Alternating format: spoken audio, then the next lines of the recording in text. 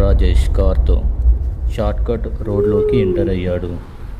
ఆ రోడ్లో ఈ కార్ తప్ప వేరే ఏ వెహికల్ వెళ్ళట్లేదు. చుట్టూ అడవి, చీకటి, తెల్లటి పొగ. అలా కొంత దూరం వెళ్ళగానే జీపీఎస్ ఆగిపోయింది. ఏమైందో చూద్దామని రాజేష్ ఫోన్ చేతిలోకి తీసుకున్నాడు. కానీ ఫోన్ కూడా పని చేయట్లేదు.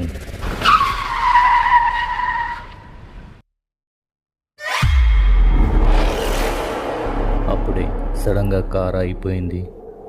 అప్పుడు సమయం సుమారు రాత్రి 11 అవుతుంది. ఏం జరిగిందో చూద్దామని అతను బయటకి వచ్చి కార్ బోనెట్ ఓపెన్ చేశాడు. అప్పటి వరకు వేగంగా వీస్తున్న గాలి ఒక్కసారిగా ఆగిపోయింది. ఆ ప్రాంతం మొత్తం నిశ్శబ్దం అలుముకుంది. తెలియకుండానే చుట్టూ ఒక చలి వాతావరణం ఏర్పడింది.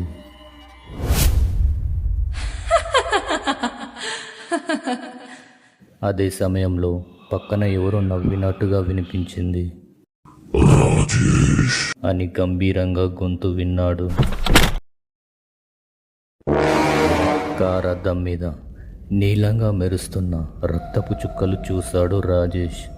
అది చూసి కంగారు పడిన రాజేష్ ఎవరైనా అక్కడ ఉన్నారా అని చుట్టూ చూశాడు. పక్కనే ఒక పాత శ్మశానం. అక్కడ మంటలేవీ లేవు, కానీ